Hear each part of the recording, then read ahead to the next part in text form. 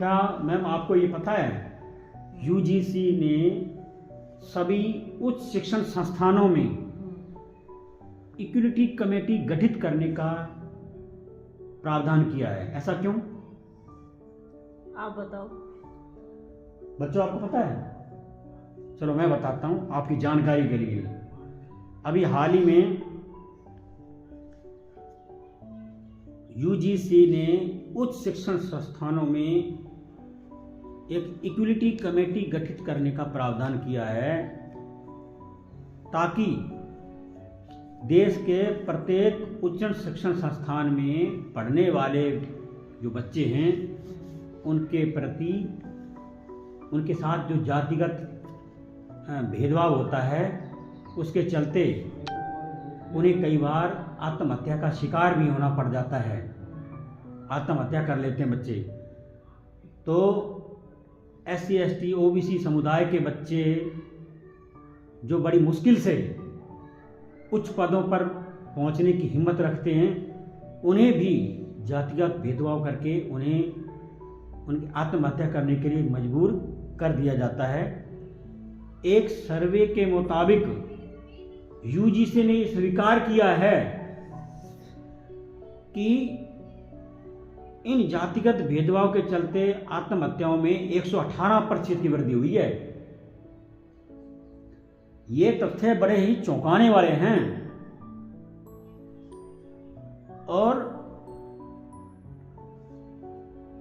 ये आप देखा होगा, रोहित वेमुला, पायल तड़वी जैसे अच्छे होनहार बालकों को इन्होंने आत्महत्या करने तक मजबूर किया है। और इस समुदाय के अंदर SC ST OBC तीनों कैटेगरी को शामिल किया गया है।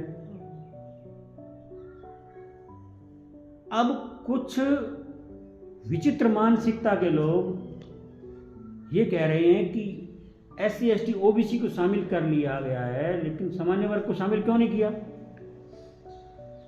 तो मैं तो समझ में नहीं आता है कि भाई ये मामला तो ऐसा है, ठीक जैसे पुरुषों के आरक्षण में, महिलाओं के आरक्षण में पुरुष अपना प्रतिनिधित्व मांगने लग जाए, अर्थात महिला सेल के अंदर पुरुष अपना प्रतिनिधित्व मांगने लग जाए। बताओ, SC ST OBC के साथ भेदभाव हुआ है तो कानून तक या प्रावधान या जो कुछ भी है तो उनके खिलाफ ही तो बनेगा। अब ये लोग धरना प्रदर्शन कर रहे हैं, कभी कुछ बोल रहे हैं, कभी कुछ बोल रहे हैं। SC ST के खिलाफ हमारे स्वर्ण खतरे में आ गए हैं, स्वर्ण खतरे में आ गए हैं। अरे ये लोग अपने बच्चों को तो समझाते नहीं हैं कि उच्च शिक्षण से जहाँ भी आप पढ़ने जाते हो तुम्हें हम पढ़ने के लिए भेजते हैं या ये जातिवाद फैलाने के लिए। अपने बच्चों को तो रोकते नहीं हैं। अपने बच्चों को रोको पहले कि भाई बच्चों वहाँ कोई जातीय हिंसा मत फैलाओ, किसी को प्रताड़ित मत करो। पर नहीं, बच्चों को तो घर में ट्रेनिंग दी जाती है, बकाया। क्यों भाई?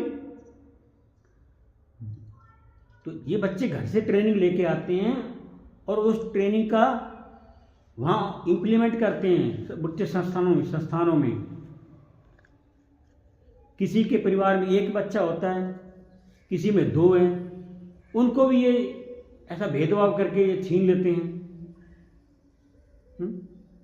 तो यूजीसी से मेरा निवेदन ये रहेगा, किसी भी कीमत पर ये कानून वापस नहीं लेना चाहिए।